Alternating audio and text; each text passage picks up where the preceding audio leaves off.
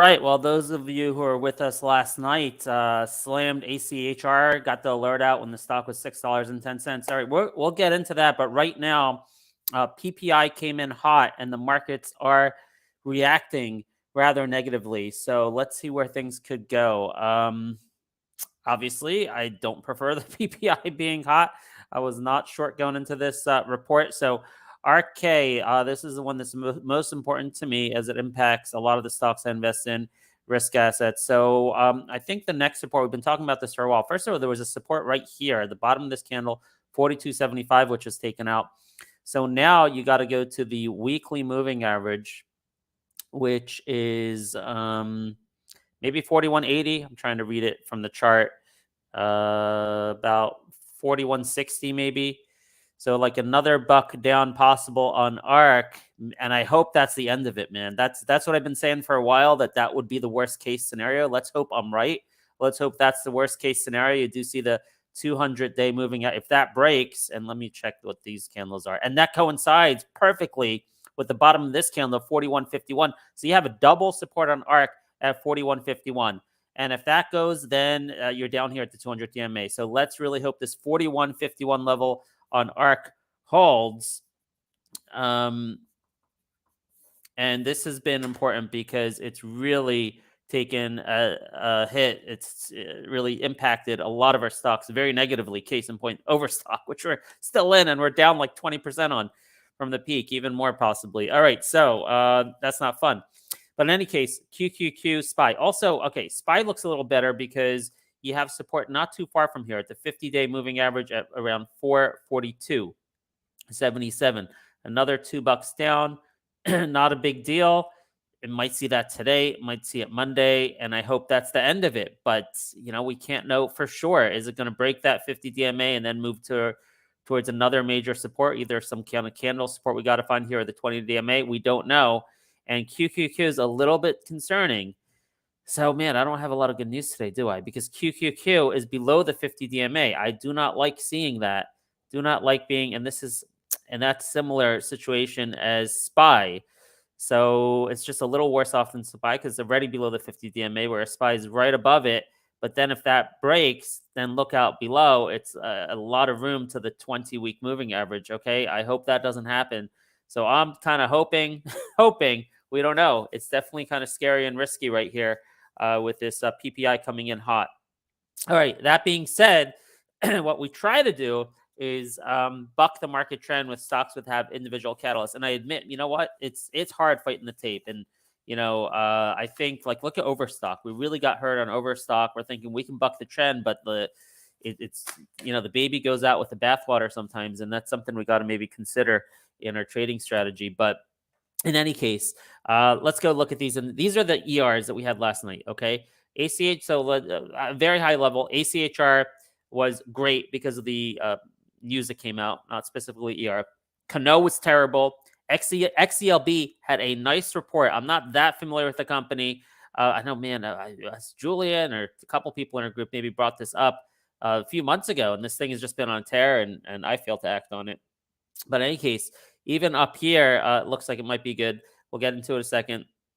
Arlo was just about break even on the report. GNSS, the headline looked like it was good, but if you dug into the press release, there was the guidance was not good on GNSS. And then everything else here missed. Sens, AirG missed badly. Gevo, VISL missed badly. Rewalk missed. All right, so all of these could be shorts. All of these that missed. Okay. Now let's dig into ACHR. So you know what I'm going to do here? Check a look at the story trading app over here. If you go to the home screen, you'll see I put the article in here. It says bam, wow, boom. You go into the comments. Okay, there's a summary of ACHR. There were 5 different major developments inside one PR. It was just, I've never seen anything like this before. So there was a settlement of a lawsuit with Whisk. Now, I didn't even know about that before. I don't know how big it was, but settlements of lawsuits often are big deals. And then not only are they settlement, the Whisk is like an autonomous air taxi company. Okay, so that they settled collaboration to develop to somehow be involved with this autonomous taxi. I don't know exactly how they're going to be involved because Wisk was already doing it. So now maybe it gets a bigger collaboration between now Wisk, Boeing, and ACHR are now working together on this autonomous taxi program. That was significant development number 2 in this press release. Significant development number 3, $215 million in new capital. Remember, why was this even on our list? It was on our list as a superior Lilium because of their backing of Stellantis. That Stellantis is in there giving them money and promising to give them more money in the future. So we weren't worried about like toxic dilutions and things like that. So that was why this has even been on our list, and it's been doing really well since then. Well, anyway, $215 million comes in from Stellantis, Boeing, United Airlines, and ARK Invest. Wow. By the way, ARK Invest started investing in ACHR like a couple weeks ago. I think they made their first purchase. So, and let me just stop right there. That bullet point number 3 right there, to me, can give this stock the sentiment of Tesla, right? I'm not saying they're going to be successful like Tesla. I'm saying they can get the premium. They can get the fundamental premium, the premium to the stock price, premium to the fundamental value because of the high sentiment that now ARK Invest is behind them. United Airlines, Boeing. So it's this idea that, oh my gosh, this could be the Tesla of airplanes, right? EV airplanes. So that's a really important point here, number 3. Other significant development. I'm reading this press release and I keep going out. I'm like, oh my gosh, there's more.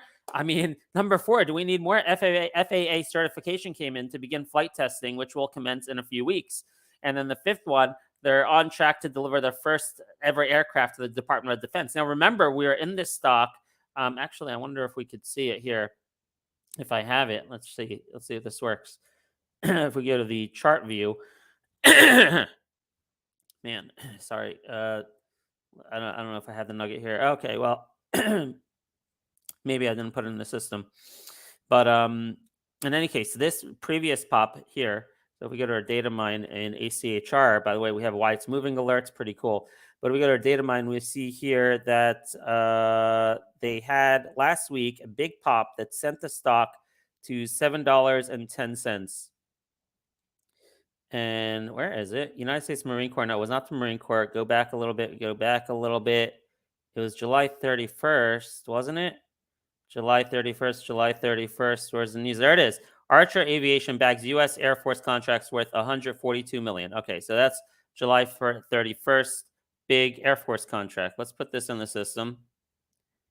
All right, so we got a big Air Force contract on July 31st. And I wonder if I could see if I could do this. Where is it?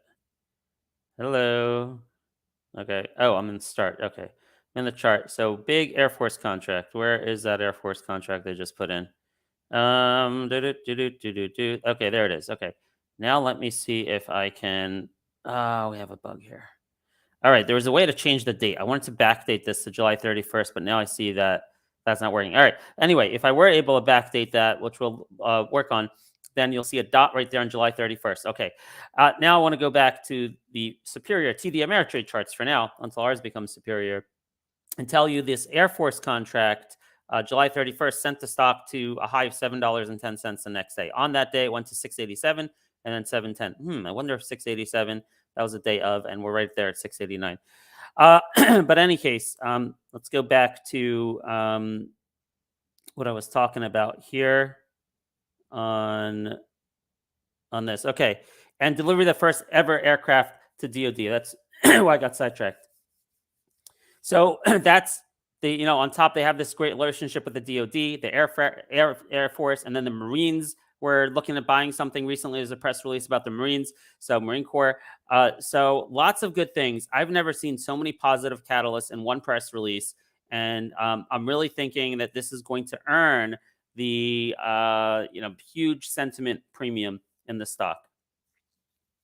Now, where do we go from here? Because I got in last night at 610. We already had a long term, but I added at 610, and I was trading. Sold some at 650, got back in.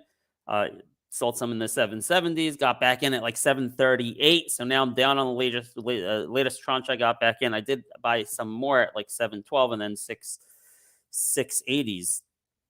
But this is tough. Okay, this is tough. But here's how I initially think about this: is that what was the recent high? The recent high was 710.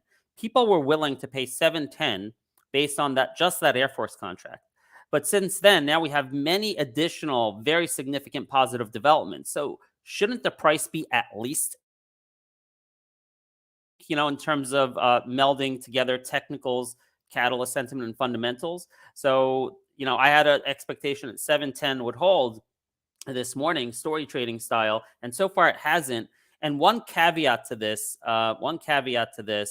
which is very important and is a little bit concerning, is that on July 31st, when this hit, or morning of August 1st, when this hit 710, guess what?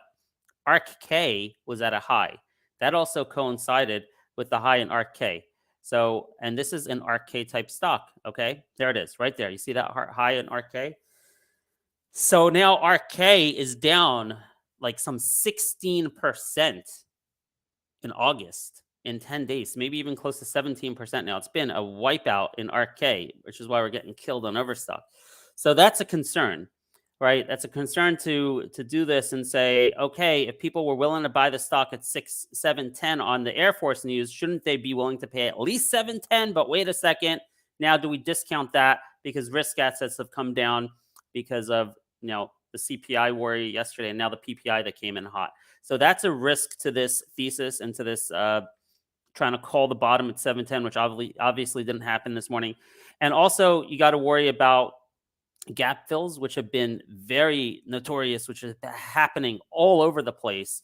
I find it hard to believe you would get a gap fill on news like this, but I've been blindsided in the past week. I mean, since August 1st, the price action has been different. It's been sell the news, it's been gap fills all over the place, and even worse, like green to red reversals on good news, which I didn't expect. The only one that didn't have a gap fill was Celsius. Celsius was the only stock on our radar that had good news and gap and ran. Okay. So will this be more like Celsius, or will this be more like all the other risk assets? And obviously, the difference between Celsius and ACHR: Celsius is making money, they're cash flow positive, and ACHR is still a risk asset, and they're not making money, and they're burning through lots of cash. So will the hedge funds out there, or whoever's shorting the stock, will they come in here and say, no, I'm going to short this and try to gap fill this stock? That's a risk. But I'll tell you this: if it gap fills, it's got to be a buy, man. You can't tell me that yesterday this thing closes at $6. Where did it close at? Well, the high was 601. It closed at 583. You can't tell me that this stock is going to be worth less than 583. It's got to be worth more, at least, than yesterday's close at a minimum. So if it does happen, if there is a gap fill, I mean, this has got to be a screaming buy. But I'm hoping that my initial logic will hold. And despite the fact that RK has been down, perhaps we're going to spike quickly to 710 at the open and then hold 710 all day long, and then hopefully revisit 775 during the day, which was last night's high. Actually, last night's high was $8. Now, if you go back to a bigger chart view here, look at the monthly candles. It does look like there's a path to $8 to $10. So this is where I'm going to collaborate with Rex. We're having Rex on at 12 p.m. today. All right, we'll have Rex on at 12 p.m. and we'll get his view on the chart. Is this headed to 8 to 12, or is today a sell the news? We'll find out more from him. And if I can find out something from him before, I'll pass it on to the community as well. So that's the story with ACHR. I know I'm not giving you any clear answers, except I'm taking the risk. Okay, I've been buying, like I said, at 738, 712, in the 680s I bought. And either I'm going to pay for it big, or I'm going to make big money today. We'll see what happens. Okay. That's ACHR. Second thing, I've been shorting Canoe. Man, last night I got tricked initially. I saw the headline come out that they're pursuing a sale of the company.